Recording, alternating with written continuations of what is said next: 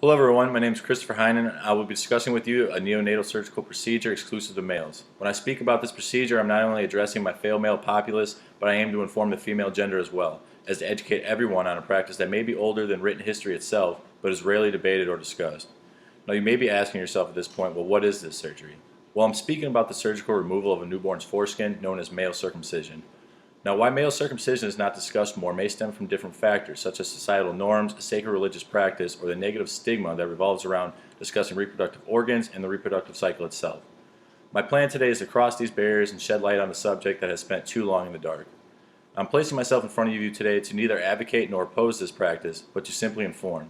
By doing so, I hope I can spark interest and debate on a subject that would usually not be discussed. Now, there are some very strong beliefs out there from both sides. There's those who oppose and those who advocate.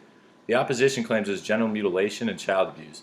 Advocates will say it's safe without any negative effects. However a person feels in regard to circumcision, the practice remains perfectly legal in the United States.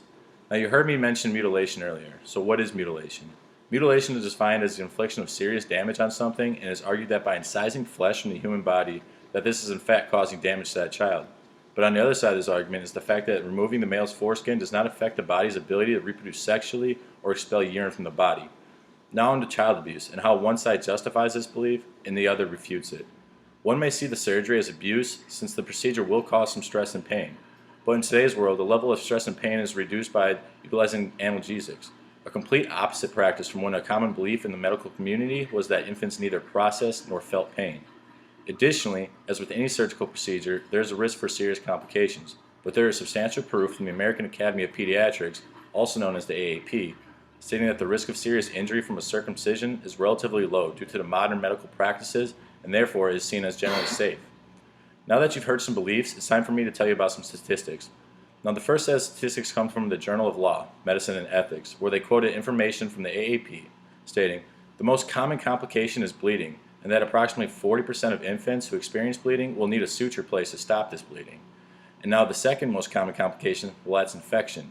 Now, I know that these statistics may seem fairly trouble-free, but the homeostasis of an infant is fragile and their immune system is weak, so these issues can quickly manifest into a critical situation. Now lastly, I'm going to be utilizing the Canadian Journal of Human Sexuality to discuss some statistics in regards to circumcised and uncircumcised men when it comes to sex life. Now, a healthy sex life is one of many key components to mental well-being, and when an individual is not mentally healthy, their physical health and overall personal life will decline. According to the Canadian Journal of Human Sexuality, women with uncircumcised partners reported significantly higher levels of sexual satisfaction than women with a circumcised partner. But then these same women indicated a belief that circumcised penises were more hygienic, socially normative, attractive, and pleasurable to touch. The last set of statistics is related to different sexual activities. Now, these sexual activities are going to include vaginal intercourse, anal intercourse, fellatio, and manual penile stimulation. Here, women prefer to circumcise penis when engaging in only vaginal intercourse and fellatio. Now, men, on the other hand, answered the same set of questions about their male partners, minus vaginal intercourse, and showed a preference for an uncircumcised partner across the board.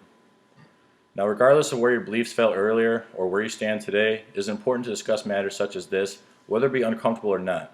The health and well-being of male infants relies on our ability to make informed decisions that may impact their current health and future lives.